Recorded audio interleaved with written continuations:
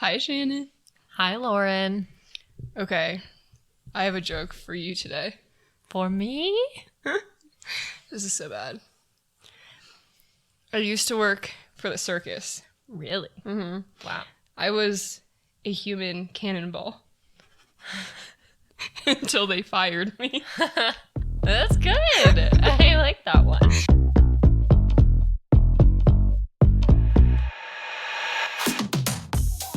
Thank you.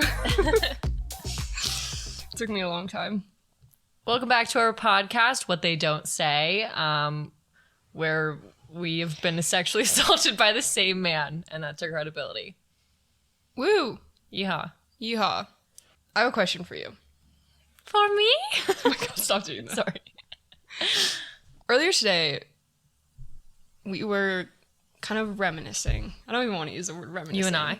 But we were like looking back. Shannon was watching videos of yes, herself that she took while she would like have phone calls with people throughout the whole like investigative like trial process, and it just like brought back like a lot of memories, I think, for Shannon. And like something that I was thinking about was, wow, like this fucking sucked. So much cock.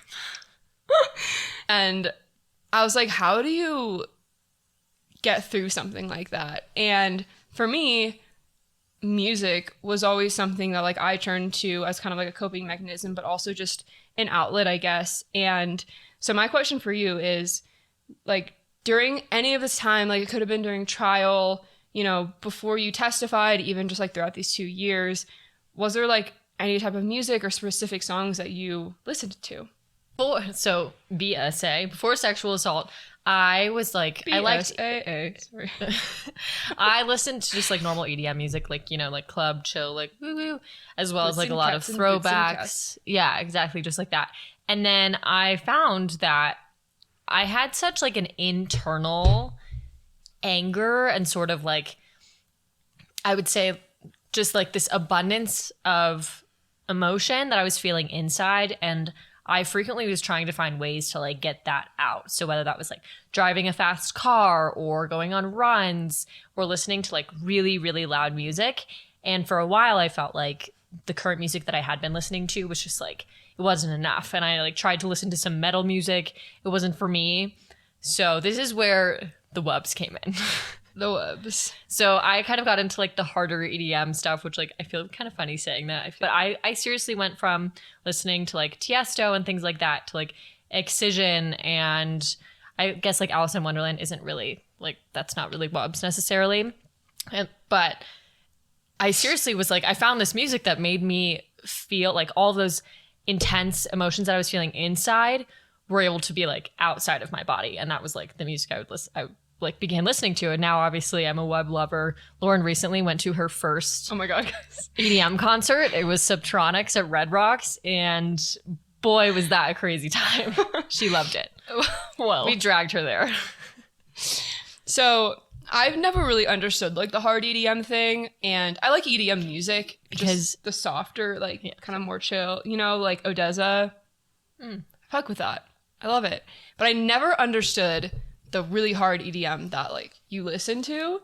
And I remember before we went to Subtronics, you were so concerned with like, oh my god, Lauren, like you're gonna have a really bad time, like this is like not your music. Like you weren't originally gonna go. Like I was saying, like you should come to Subtronics, kind of jokingly. Yeah. And then like the day before Subtronics, you and your boyfriend broke up, and you were like, I want to go. You wanted to wear the cool outfit. You wanted to do the hair. You wanted like glow sticks on. You were like, I'm in. I'm fucking ready. Well, yeah. Because you experienced pain. Yeah. And that's where the Wubbz came in to save you. So once that happened, like I never understood it, but Shannon was always like, yeah, like I started listening to this because I don't know, like I just needed an out. Like I had so much inside me, like so much pain and anger, and this music like helped release that. And I was like, okay, like that's kind of weird. Like, I don't know. You're like, how can my brain though? No, but like honestly though, my brain went to like, you've watched Dead to Me, right? Yeah. And you know how like after her husband is killed, she like sits in her car and just like listens to heavy metal music, and it's just like fucking like raging. And like that's what I was thinking of. But yeah, I think that I was like in this state of like I was really angry about a lot of things, and you were like, do you want to come? And I was like, honestly, fuck it. Like, let's do it. And I get it now. Like, we were there and like the music, you just like feel it in your body. And you are just like, you kind of just like move with the music. And like, I could really see how that could be like such a huge outlet for you. Like, that was the first time where I was like, bass goes deep. Fuck yeah. Like, I get it. Like, we were just head nodding. Like, there was no tomorrow. Head banging. Thank you. I don't know the term. Head nodding. Yeah, let's go. No, Lauren was in it. She had 2 pigtails that had they were fishtailed, like she braided them. And first of all, those bitches are like fucking weapons attached to your head. Oh, I know. She was like twirling around. She was head banging like a mofo. It was awesome. My neck was sore the next day. Yes, exactly. Yeah, you embrace the experience, but I really think like you were saying, like, you know, people who have never been to an EDM concert or like a harder EDM concert or who don't listen to hard EDM, like, it's a weird thing. You're like, it literally sounds like a bunch of robot and like metal machines like having sex. Like, how can you like that? Or people don't understand like how it's actually an art form. Like, it is hard to create these strange sounds that you're hearing. But on top of all of this, like, I always think, and my roommate too, my current roommate, who I also like lived with in college and stuff, like she's like rave girly. Like, she's been to all the festivals, she's done all the things. Now she's like entering her mom era where she's like, you know, goes to bed on time and like, you know, is more responsible. But any Hoosers, like, she went through a lot. And like, I went through a lot and you went through a lot. And I think this music really comes in like when you're in that, like that peak low where you're like, fuck, I don't know where to find this. And then all of a sudden, like Spotify or somebody in your life, like recommends this sort of music to you. And then when you hear the little like, and like the ear tickles and shit, and that like deep bass wub, and then your face makes that like, that nasty bass face, it just like brings it out. And frankly, it makes you feel a whole lot better because, like I said earlier, it was, for me, like the only thing that I felt like represented the pain that I felt inside. It brought it kind of like to life. Mm-hmm. And it was almost like comforting in a strange way. Yeah. Did you? Oh, sorry. No, I was just going to say, now whenever I meet someone who like listens to hard EDM, I'm just like, who hurt you? What did you go through? Yeah, but then that's the great thing is because like if I go to a concert like Zach Bryan, here we have a poster on the wall. If I go to a Zach Bryan concert, like I'll know some of the songs, but I will feel really left out for a lot of them because I won't know the words. And people who love Zach Bryan will be going in and you'll be enjoying it. But if you're just someone on the outside, then you just like sit there and you can't really have a good time. But like everybody can go to an EDM show, go to a hard EDM show and get into it. And that's like, it's this inclusive thing. And so everyone who's been hurt and who loves hard EDM is there and just wants to love you for being there too, because they're like, shit, man, we know that you got your shit fucking rocked at one point in your life. And that's why you're here. And we're just here to love you and listen to Wubbz. Yeah. I mean, I cried. Yeah, she cried a lot. Cried at Subtronics. Yeah. Like, obviously, I needed to release some shit. But like, we went with a group of friends and one of my friends turned to me and he was like, Lauren, like, how are you doing? And I like go from like smiling and laughing and like just like dancing. And I look at him, he goes like, how are you doing? And I just started sobbing. Yeah, for like 10 minutes. I was like, he was like hugging me and I was just like sobbing for 10 minutes. Like it was an emotional roller coaster, but I do understand the value of that music now. And I have a newfound respect for it that I definitely did not have before. And I'm glad I can understand you more because of it. Yeah. She'd be like, oh, why are we playing this shit in the car? I have a headache or... Yeah. But now I'm like, oh, yeah, I get it. Because you're just sad. Because you're just sad. Did you? I mean, obviously you didn't start listening to Wubbz.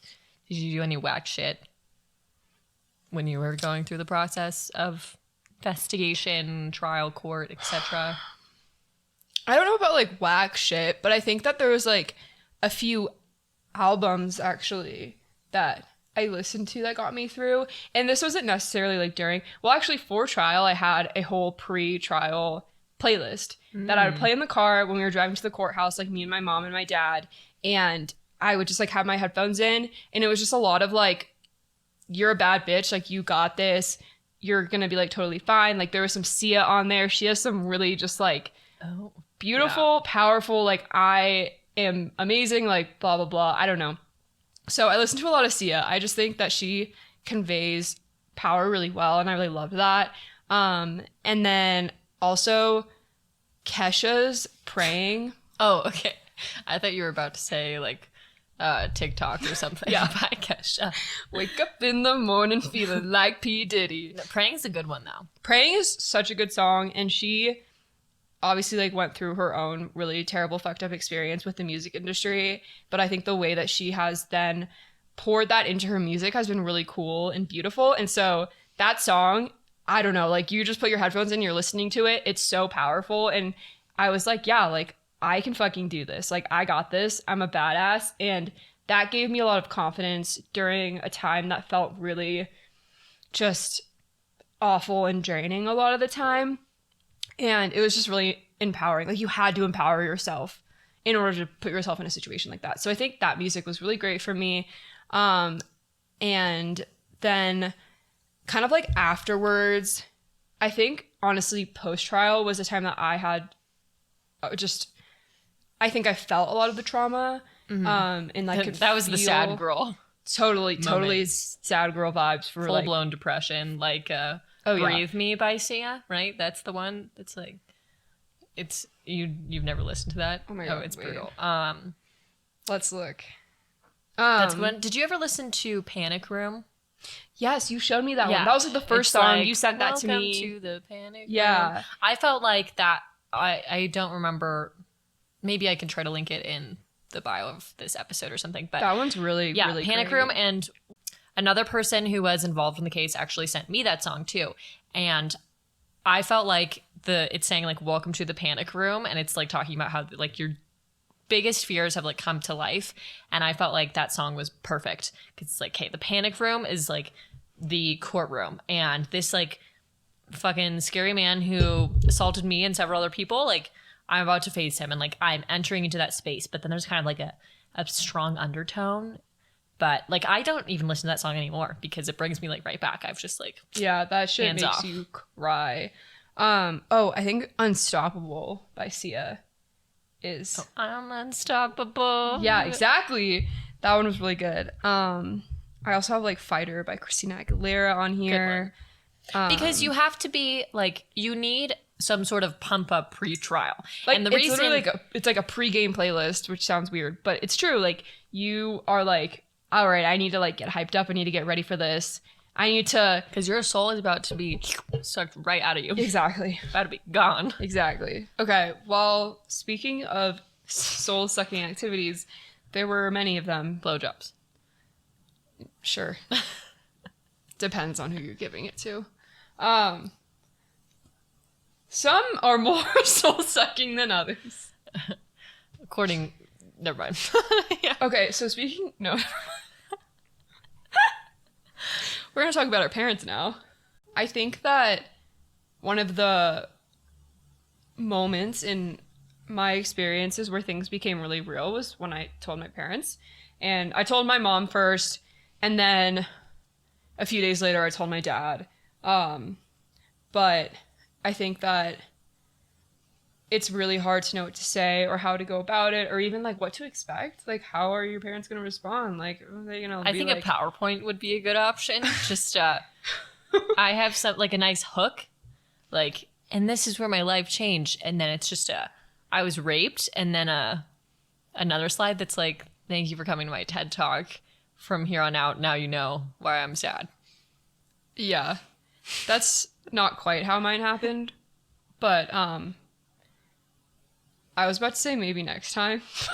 That's awful. No more rape. Let's hope there is never, ever a next time.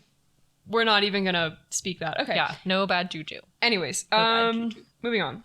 Yeah, Shannon, how was that like experience for you? Like, do you think it was overall positive, or was it like, not positive, but did they respond well, or was it just like... Well, they was mainly my mother. Mm-hmm. My stepdad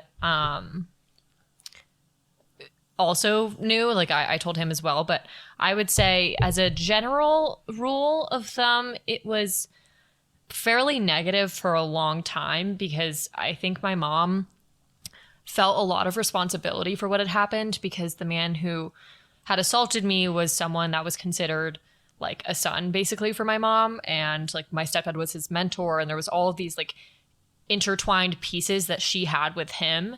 And because it happened in her house, I think she felt really responsible for what happened, but her response didn't necessarily say that. It kind of turned into her being like focusing on the wrong aspects of the assault instead of her showing me a lot of sympathy or empathy. Over time, like as time went on, like things did get better, but it was pretty hard at first just because I think my mom blamed me a lot for like drinking and things like that.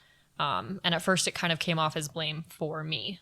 But how would you rate your experience as a whole? 1 to 10? 1 to 5 stars. It was just like fine. Maybe walk us through what was said, what the conversation was like, and just kind of give more details into what that experience was overall like for you. Yeah. So I want to preface this story with that I love my mom. My mom is a lovely being. She is very kind. She is incredibly giving. But I do think that this experience kind of is going to shed a bad light on her. So I just want that to be known out of the gate. So a few days after I was assaulted, I had a therapy appointment set for like 3 days later or something. That was just, I was going to therapy weekly. It was nothing out of the blue. And I had walked in, I had like a folder from the hospital, and I just like dropped it on my therapist's desk just because I didn't want to have to say like, hey, I was assaulted over the weekend. Like, here's my update. I just wanted to be able to like give her something that would say that. And obviously her and I started talking through it, and she said, you need to tell your mom. And I was really scared for a few reasons. One, because there was drinking involved in my assault, and my mom is really not okay with drinking. It's something that she does not like. She does not condone, none of that. And 2, because we were drinking in her house. And 3, there was a part of me that my mom would think that it was consensual or something, and that I was saying that it wasn't. Overall, I was just worried that my mom was going to look at the wrong things. So I literally, like, I told my therapist this. She was very insistent on me telling my mom very soon in case, like, I did want to start an investigation and all of that.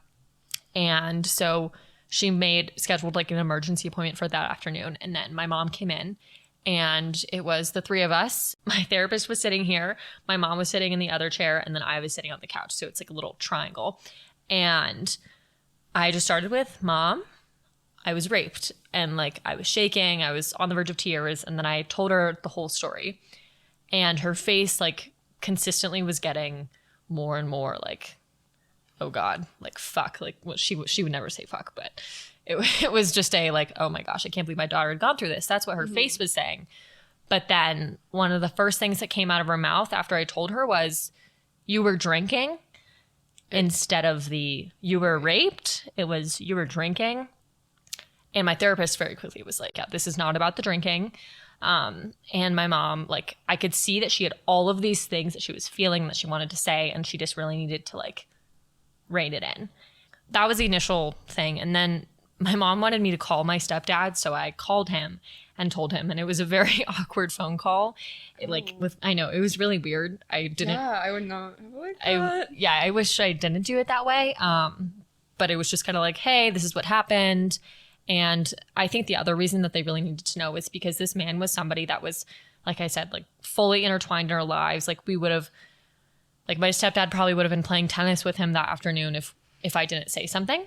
And following that, like it was a very awkward, like car ride home later that day. My mom had a lot of questions. Like I was not met with a whole lot of like, I'm so sorry, what do you need right now? I was met with like, well, how did this happen? And what were you wearing? And like, where in the house were you? And like, what time of night was it? Why was he there so late? And like, my mom was fully aware that this man was going to be at our house that night. So like, she had allowed him to be there, but it's not her fault. But yeah, overall, I was just met with like a lot of questions, not a lot of comfort, not what I needed from my mom, but like I didn't have a choice. Like I felt like I really needed to tell her to prevent this man from like being in my house the next day. And there was a lot of consequences like following that. But I think that you should share your story of like telling your parents, because like I told my parents really soon after. Mm-hmm. And for you, I think it was a little bit different. Like what were you met with? How did your parents respond? Well, I kind of want to backtrack and actually talk about a few things that you just said. Oh. I think For me? I think that there, you know, the whole kind of response of like, what were you wearing? You were drinking, like things like that are responses that women in particular are often met with after being sexually assaulted or even like pressing charges or things like that. And it's this quick, I would say, like reaction to somehow place blame on the girl or the woman who was assaulted, right? By being like, well, your skirt was too short, or like your boobs were out, or whatever it may be, or like, well, you were drinking, so like maybe you like it was actually consensual and you don't know it, and things like that. And like that is 100% the wrong mindset, the wrong response, the wrong reaction. That is not okay, and we need to move away from that in our society. And it's like fucked up that we still do that and that people still do that, because that's just not the right way to be thinking about this thing. It's never your fault. You are not the one to blame. And even like survivors do this too, where you place blame on yourself, like automatically. You're like, in a well, state of like maybe, denial. yeah, you're like, well, maybe if I hadn't done this, then it wouldn't have happened. Like maybe if I had said no louder or like anything. And it's so fucked up that we have been taught, it's like ingrained in us to somehow shame and blame ourselves for these things that have happened, and it's just not right. And we can't be doing that, and there's no room for doing that in our society anymore. And so while like that must have been really tough for you to kind of sit there and be like, well, fuck, because knowing you were already probably trying to find like some sort of blame to put on yourself and your story, and then to have like your mom even be like, well, you were drinking, like could it have been your fault, kind of thing, that just reinforces all these like intrusive thoughts that you're already having.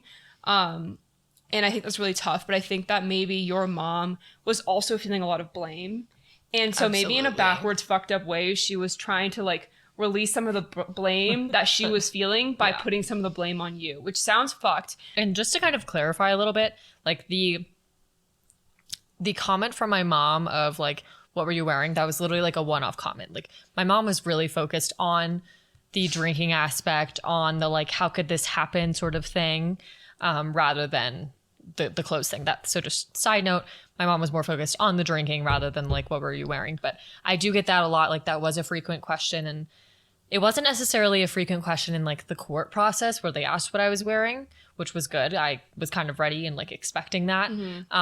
But that is a common thing that women get, is like, oh, what were you wearing? It was spaghetti straps. Were your boobs out? Whatever. And like in this scenario, I was literally wearing like my shit pair of sweatpants, the ones where like you're at the end of your laundry, as well as like a quarter zip. I hadn't washed my hair in like 5 days. Like I wasn't wearing any makeup. Like I was crusty dusty. So just to clarify. I mean, it doesn't even matter though. Like, true. It doesn't matter how you looked or like what you're wearing, blah, blah, blah. But I also think that, to kind of go back to your mom's reaction really quickly, I think that as your mom, she obviously really cares about you. And this wasn't coming out of a place of, you know, malice intent or anything like that. It was just, I think she so badly wanted to understand how this could happen that her response was more of a gut reaction, and everything in society, especially for older generations, has kind of placed those misconceptions into their heads, right? So I think that in order for her to try to understand, it just kind of went to like, well, when I was growing up, like I was taught like, don't dress like this, because if you do, guys are gonna want you, and like blah blah blah, and like that's what they were taught growing up. Therefore I think that was kind of just a natural, maybe more so reaction for her than it is for us, because now we have conversations about this topic, we talk about it in our education system, we talk about it more generally, you know, in social settings, whereas I don't think it was like that when our parents were growing up. Yeah. So and like tough. Consent is not like, just to clarify, like, you know, consent is like, aside from it having nothing to do with what you're wearing, because it's like a verbal thing, or because it's a body language thing. And like your clothing has nothing to do with body language. Like how much you're drinking, like it can have an effect on what you're saying. And obviously, like, there is some sort of, you know, parameters to think about there. But like, there are things that say if you're too drunk to, you know, speak properly or all of this, then like, you're obviously far too drunk to consent. That brings it back to the, like, the bike video. If someone was fucked out of their mind and she means drunk. Someone was drunk out of their mind. To bring it back to the bike video, if someone was incredibly drunk and was basically blacked out, like, you couldn't just force them to ride a bike. Like, it's literally the same thing with consent. If someone is blacked out, you can't force them to drink tea. Like, it's just this consent has nothing to do with drinking. Like, it is just simply, they are two separate zip codes. Like, they have nothing to do. Consent is also not the same as what you were wearing. Like, consent is its separate entity. Yes. I also think that my mom told me this story. It's a movie. I don't know what movie it is. I can't remember, but my mom was telling me this like movie where a girl gets her ponytail caught in something and she's drunk and she's like freaking out and her friends are drunk and she's like, just cut my ponytail off because that was just like where her thought process was going. And so they like cut her ponytail off. And then the next morning she was like, why the fuck would you guys do that? Like, I was drunk. Like, I did not know like what I was saying or what I was doing. Like, why the fuck would you cut my ponytail off? And I know it sounds stupid, but like my mom brought that up when she was like talking about consent because, you know, if like the person you are hooking up with is really hammered, they don't have like as much control over what they're saying and their faculties and things like that. And so as a partner, you should respect that and be like, hey, you know what? Like, you're really drunk. This is not something we should do right now because that you really isn't consent. You really can't. Yeah. And so it's just like something to keep in mind. And like, even like I would do that. Like if I'm hooking up with someone, like a guy, and they're like really drunk, I'll be like, hey, like this just doesn't, like, let's not do this right now. And that's okay. Like it ain't that deep. Just, yeah. Especially in new scenarios and stuff. And like, if you've never even gone into any sort of like sexual realm with anybody, and then all of a sudden you find yourself in that when you're drunk, like, you know, we all know that drinking lowers inhibitions. We all know that you get kind of those beer goggles. And so it's this thing of understanding that like drinking essentially disables you from being able to consent. If we were thinking like settings, like an iPhone setting or an Android setting, when drinking is turned on, then consent is turned off because you are simply not operating at your traditional like level. Like, you are actively different. Drinking on, consent off. Yeah. The other thing that I wanted to say too, that it's kind of switching gears, but you kind of mentioned this in the beginning when you were talking about how the guy that assaulted us was a very good family friend. You know, like he was very tied in with your mom and with your stepdad and things like that, which made it a lot more complicated. And I think that another misconception that we might as well just bust. Get it out there. Get it out there right now while we're talking about right through it. Is that oftentimes women or girls are assaulted by people they know. And I think that it's a misconception that it, you know. Or men. Like, right. Or men. Yeah. Yeah. Sorry. It's okay. And I think it's kind of in like my mind when I didn't really understand sexual assault and rape. I always thought it was like a stranger for the most part. And, you know, it's like in an alleyway or like whatever. And obviously that can happen and it does. And that's awful. But oftentimes it really is like people that are like closest to you that end up actually assaulting you. Which is really confusing because you think that shit gives you trust issues. Let me tell you, you think you trust someone, you think they're a good person, you've known them a good amount of time, they've had no reason for you not to trust them, and then they do something like this. That shit fucks with you, and it fucks with your future friendships and relationships, and it's way too common.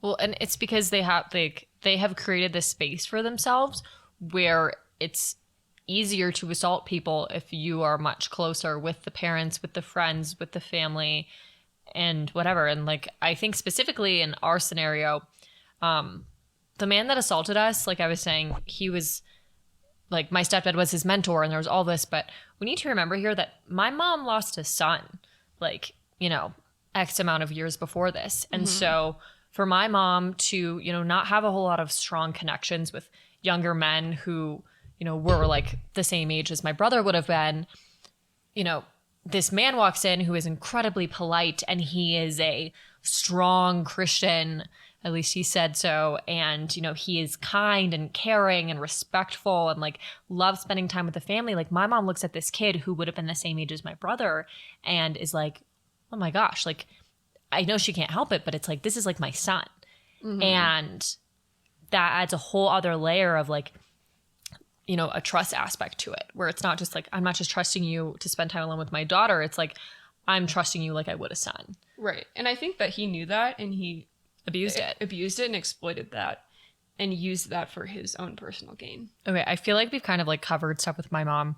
Obviously there's so many aspects to this that I could talk about for a really long time, but I really am interested in hearing about your experience telling your parents, especially because it was kind of a while after, and I think that your parents are very different than mine. And so I'm just interested to see how they responded. So I told them about a year after. I told my mom directly after you called me and told me what happened, because now it was like, fuck, like this is real. We're going to press charges. I need to tell my parents.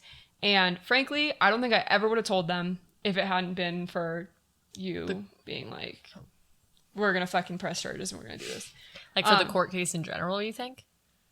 No, like if we hadn't done the court case. Yeah. I don't think I ever then you wouldn't have told her. Yeah. Okay. Because like, I just don't like my parents worrying about me, and like, or maybe it's a pity thing. Like I don't like when people like pity me or feel bad for me. Like that is something I have a really hard time with.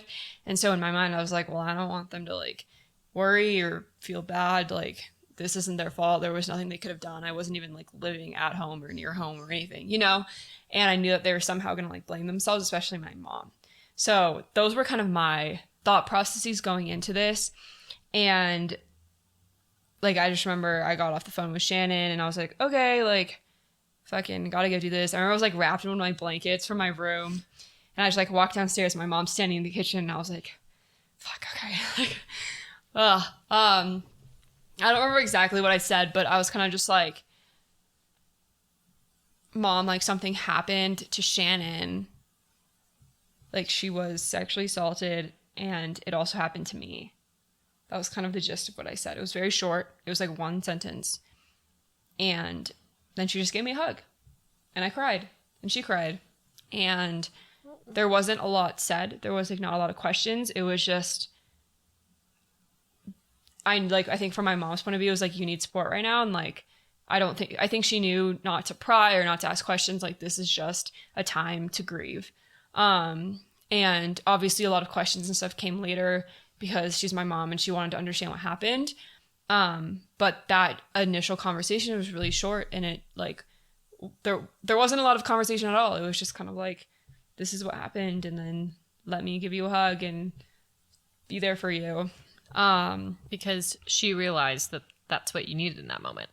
So like, if you're a parent out there and you're hearing this information, or any sort of like maternal or paternal figure, like meet somebody in the middle, like meet them at where they are. Yeah, like what they need. And what they need right then and there is probably not an abundance of questions, but rather a hug, or just maybe asking them what do they need right now, or maybe a home cooked meal. Like, yeah, I think it really ask is questions just, later. Comfort now, ask questions later. Yeah, like you don't need judgment. You don't need prying. My mom was always very in tune with the fact that sexual assault is a huge fucking problem. When I first went off to school, she was very much like, hey, you gotta be careful. Like, you gotta cover your drink. Like, don't go to a party alone. You have to be on guard, which is fucked up. And it's fucked that was the advice I got when I was going off to college, you know? It was like, hey, have fun, but also you're a girl, so you need to be on guard. And it shouldn't be like that. But my mom was very in tune with that. And so I think it was always a concern from her. And so I think that when I told her, it was just sheer heartbreak. I think like her worst fears came true. I think she was just really sad for me, and like sad with me. And I think that as my mom, like she did go through a lot of periods of time where she was like, I just want to know what happened. I just want to understand, like, how did this happen? She would ask me sometimes.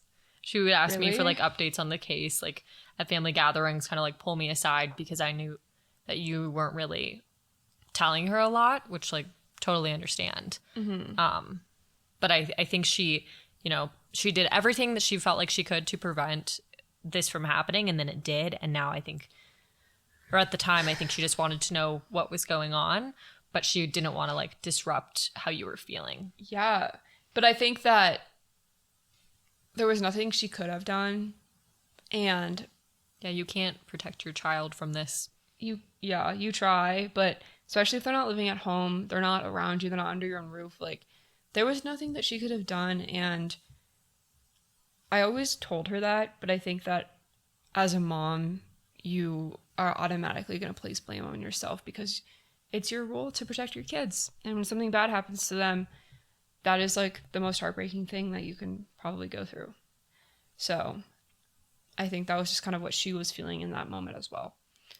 I also think, like, as a parent, obviously neither of us are a parent, but like, you know, you can't prevent this from happening, but you can, I guess, prepare for like if it does happen, which once again is like also really fucked up. But like, tell your kid that if something like this happens, like, or just go to the hospital, report it, like empower that sort of thing rather than like, yes, empower the have pepper spray with you and cover your drink and what have you not, but also give them the tools so that if this does happen, heaven forbid, at least they will have the tools to like fucking put someone in jail. You know what I mean? Like have some, like get some sort of evidence from it.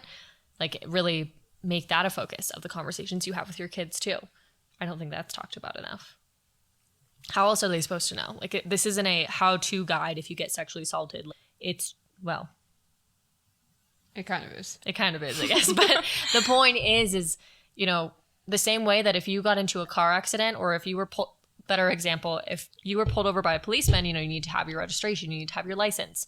Like you put your hands on the steering wheel so that they understand that like you're not fooling in your pockets for anything. Like if you're sexually assaulted, like go to the hospital, call a friend, save the underwear from that night so that if you do in the future want to pursue a case, you have strong evidence that can help you out in that case. Yeah. I mean, I think that that goes with education and awareness. You know, if you're like, I remember my freshman year of college, we did have those sexual assault courses you had to take, which I think like most colleges do. Ours was in person, which was different. I feel like a lot of them are online. Yeah. And they teach you about, you know, if you see something, go like intervene, make sure people are okay. But there isn't as much of like, okay, if this does happen, what are the next steps? That isn't really talked about, and there isn't any education on that. It seems like, at least not in the past few years when I've gone through it. So I think that is kind of just a gap in the education that needs to be filled, maybe. Well, it's also a hard thing to, like, you know, you can go through a traumatic event and know, like, you may have learned the right things to do after it, but once you're in it and you're experiencing all those emotions and like perhaps you're just fucking frozen in time, like it's hard to be able to depend on yourself and know that like you could follow through with all those steps.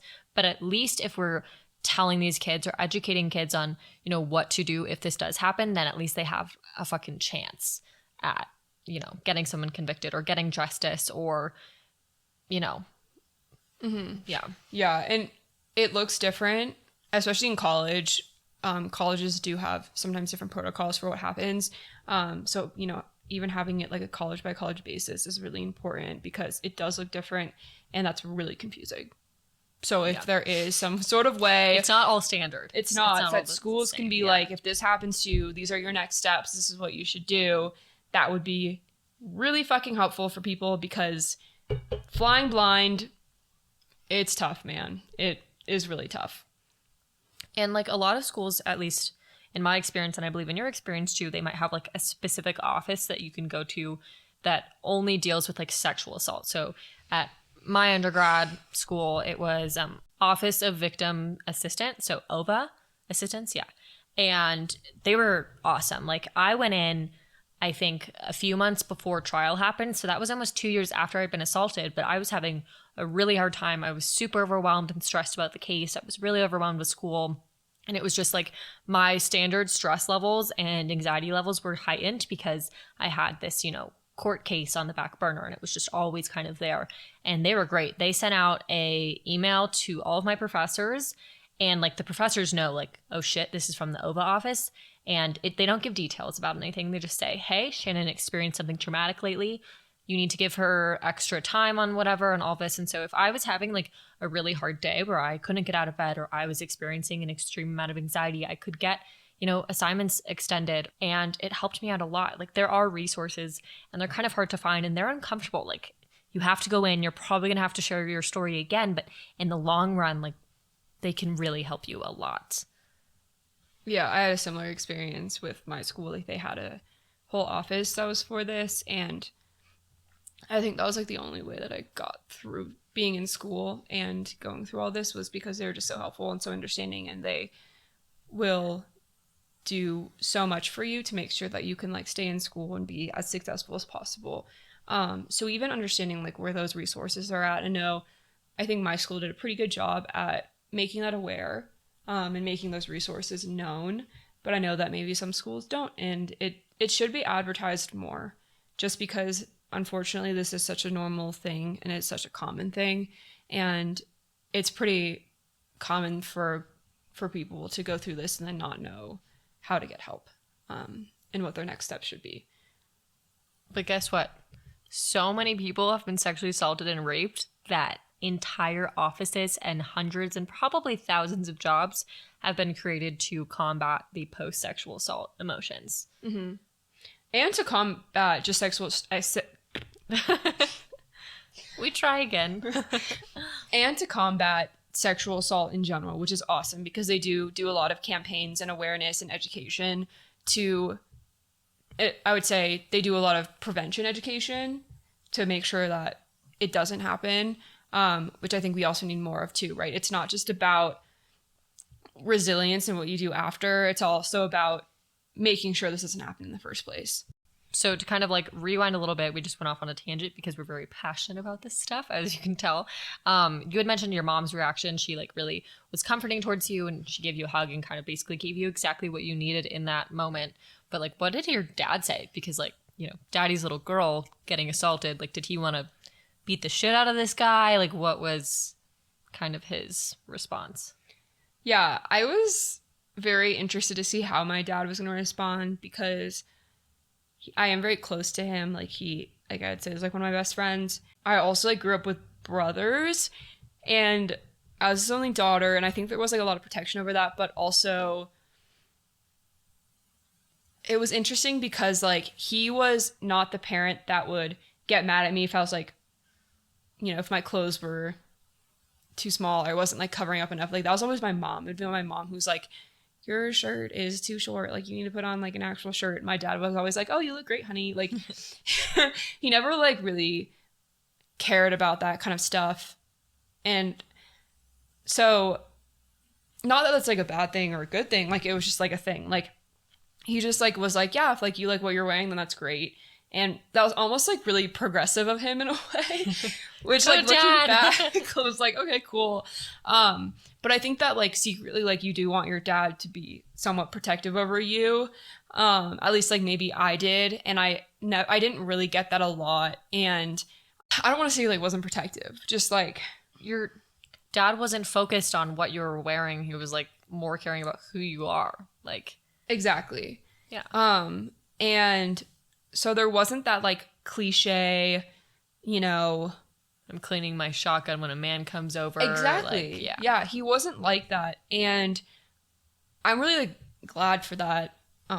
Because I think that it created a really strong relationship between him and I, especially like in my teenage years when I thought that I knew everything and was a bitch. Period. End. So when I was planning on telling him, it was kind of just like, oh, like, is he going to be that dad who's like, let me get out my shotgun and go fuck this guy up? Or like, what is he going to be like? And so I just had no idea. And I just remember like sitting on the couch. He was sitting on like the couch, like across from me. And I was just like, I couldn't stop laughing. Fuck me. Like, I literally felt so goddamn uncomfortable. And when I get uncomfortable, I laugh. I just laugh. It doesn't matter what the situation is.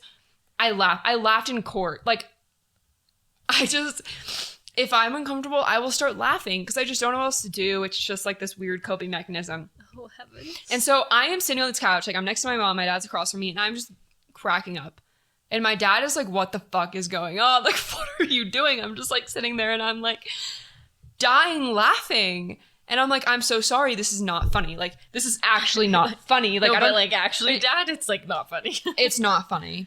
And I was just like, I think I probably said something similar to like what I said to my mom, where I was like, this thing happened to Shannon. It also happened to me. And I finally said it. I finally got it out there, and he was just silent. Nothing? Nothing. And did he have a look on his face? Do you remember? I don't even know. Like, it was just so unemotional, and I don't... Stunned. What? He was probably, like, stunned. I think that's what it was. Like, deer in the shock. headlights, like, you don't know what to do or you don't know what to say, and he kind of just, like, sat there for a little while. I didn't say anything. I think he was probably just, like, trying to, like, rein himself in and, like, collect his thoughts. But I think that his reaction, and I like don't remember very well, but I think it was more so, what are next steps? Right. He was more like analytical. Mm-hmm. Your mom comforted you. Your dad was analytical, probably holding. I'm sure his protective side came out though. He probably was just like, that's not the important emotion to share right now. Like the important thing is to be the stable, sturdy, like father figure right now. Yeah. Is what I would imagine. Yeah. So that was like interesting. There was like very different reactions from the both of them, which I think was like good because both my parents are very different and they bring very different things to the table. Like when we were actually going through court, like my mom was very comforting and my dad knew that his role was like to bring humor and light throughout that week because that week was so fucked up and sometimes you just like wanted to laugh or wanted a distraction, and like my dad knew that was his role. That was his job. You know, like he was gonna bring normalcy, and like him and I would like literally go out like drinking at night together and just like have fun. And that's what he brought to that. And then like my mom was really that like comforting, supportive figure. So I think that kind of like came out in a way through their reactions. Like my dad was very much like, okay, this is like what you need right now. Maybe like, let's just like think about what your next steps are. And then my mom was also like, this is what you need right now in the like supporting way. So they like complimented it really well. I'd say so. Do you wish that you would have told them sooner? So, that's what I did forget to mention. I dropped out of school a few months after this happened to me. And so my parents were like, what the fuck are you doing home? Like, why are you here? Like, they were not supportive of me dropping out of school, which is totally dropping fair. out of, like, I think like dropping out of college and like if your parents are paying for it is like it's a big deal. It's a big no-no. It's not very chill. It's not very chill. They were like, you cannot come home. And I was like, well, I don't care. And I was like really unwell. Like I wasn't going to classes. Like I was probably failing out of school. Like I was not okay. And I was like, this is what I need right now. And I can't listen to my parents. Like I can't. Yeah. But you also couldn't tell them. So it was just this like, hey, I need to do this. But you couldn't even be like, hey, you just need to trust me. I'm really going through it. It was just a like. Also. They were just like confused. And I think once I got home, it was pretty evident that there was something wrong. My mom kind of kept being like, what's wrong with you? Like, is something going on? I was like, no. Like, I don't really know what the fuck my problem is. Like, I didn't really give a good reason for why I was so depressed and having such a hard time. And this went on for months. Like, I was living at home. I was, like, doing stuff. Like, I was going to school. And at a new school. Yeah. So I was going to school out in California. I was, like, playing soccer for that college, like, things like that. And so, like, I had a life, like, I was doing things, but it was evident that there was just something that was wrong. And so then when I told my mom, you know, like, almost a year later, she was like, I knew it. Like, I knew something happened before you came home from school. Like, I knew that there was something, and I knew you just weren't saying it. This makes so much sense. Like, in her brain, like, everything just clicked, and she was like, oh, fuck. Like, that's why Lauren dropped out of school. That's why she came home. That's why she was having such a hard time. It's because this thing happened. So it was kind of this, like, huge realization moment of, like, she really was going through something. And so I think my mom always knew something had happened. Obviously, she didn't know exactly what. And so I think that if I were to go back, maybe I would tell them earlier. I don't think it would have been like a phone call. I think I would have like dropped out of school and then came home and been like, this is what happened. This is why I'm having such a hard time. And right now I just like need to be with my family and I need to like process and heal and just like explain that to them. Whereas I didn't. And for like pretty much a year, it was just this kind of blank, gray, weird space. Yeah. And it's also because like, you have that fear of your parents will respond poorly, perhaps. And if they do respond poorly, it's just going to add more on top of everything else you're dealing with.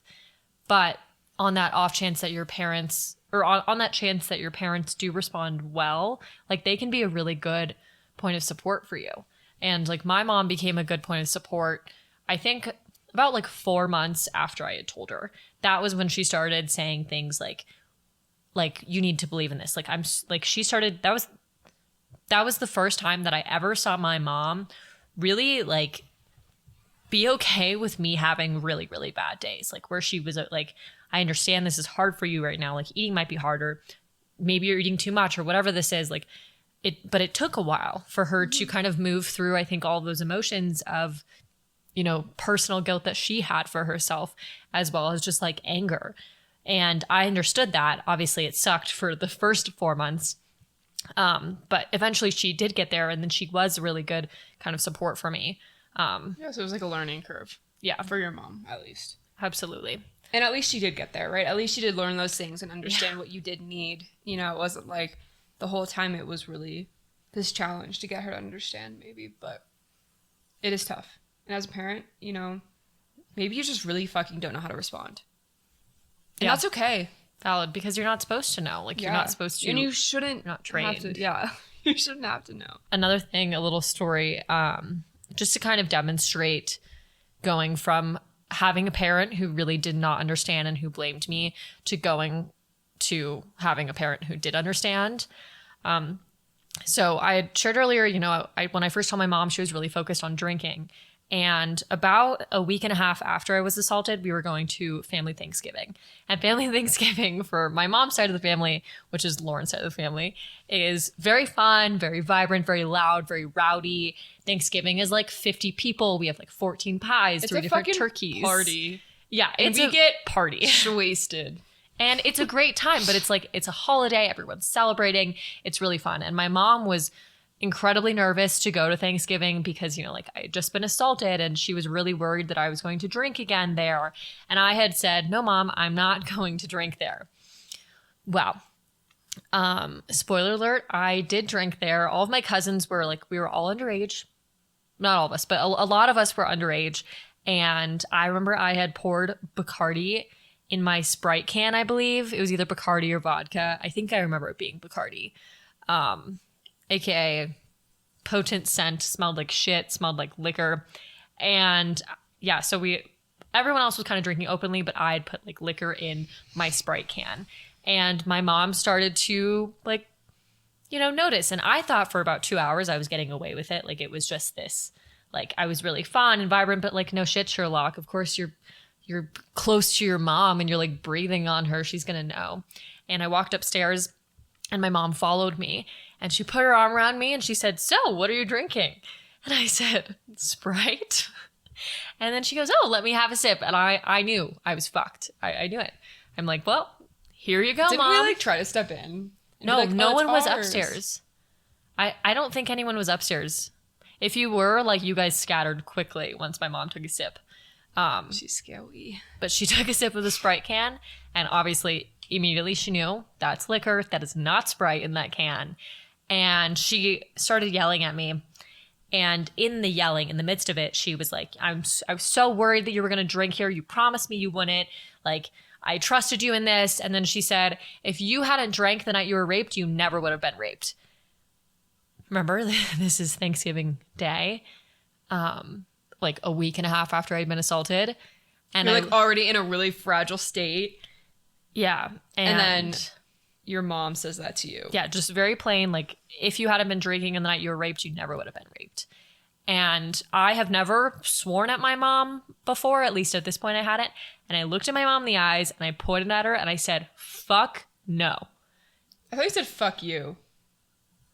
I don't know anymore. It was either fuck no or fuck you, but either way, it was a fuck you. There was a fuck in there, and that had never happened before with my mom. Like, I had never been that aggressive, but it was this overwhelming, like, you clearly have no idea what I'm going through, and you do not understand what I'm thinking right now, and how dare you take this moment of drinking at Thanksgiving, which is a family function. It is a safe function. I'm not driving anywhere. Like, this is a celebration. How dare you take me drinking here and relate it to something that I never asked for? Like, that connection felt super unfair to me and frankly really aggressive.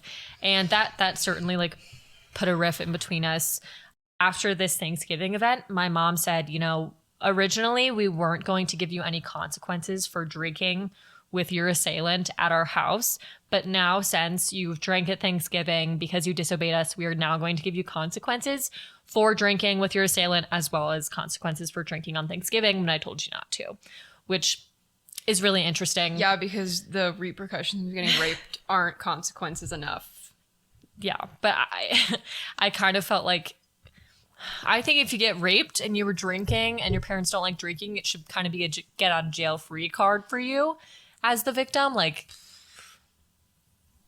because that's not the important part. But with that being said, that was like a really awful moment for my mom, and she has come a long way, and like she's apologized for a lot. And what it took to get from A to B was it took her a lot of asking me questions, and it took a lot of me saying, look, mom, you don't understand. It is not about drinking. It is about me being violated. It's about him being a serial rapist. It's about him not understanding the boundaries of my body. But it took a lot of that. But eventually we got to the better space where my mom literally would have hired a hitman if like I wanted her to. Like, she was so gung-ho by the end. She was so supportive. She was totally my rock. But it wasn't always that way. I would just say that our parents did grow up in a different time, and like girls were taught to stay quiet and to not, you know, talk about these things. And there's a lot of blame placed. And I think that maybe that kind of social norm was coming out in how your mom was reacting, which is not an excuse, but it is just a way that, like I said before, society as a whole needs to start shifting and changing. Okay. Can we do a summary? So yeah, we talked about a lot. It was deep fucking shit. Blech. We talk about peace, love, wubbz.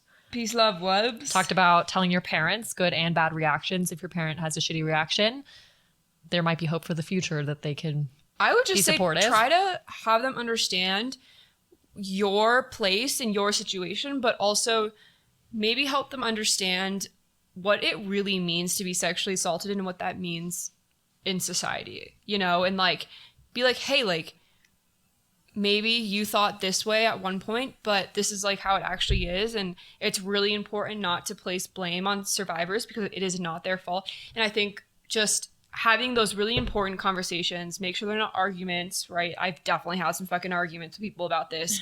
It shouldn't be a goddamn argument. Like, just don't shame, don't blame.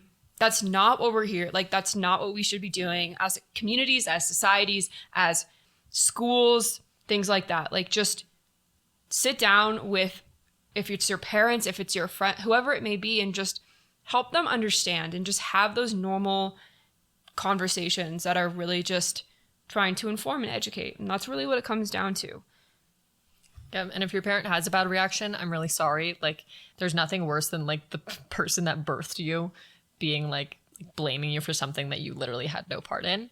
But use your resources. If your school has a sexual assault like resource that can like reach out to teachers for you, that can hopefully make things easier for you while you're going through this, like, do it. Like, it's uncomfortable, but it is 100,000% worth it.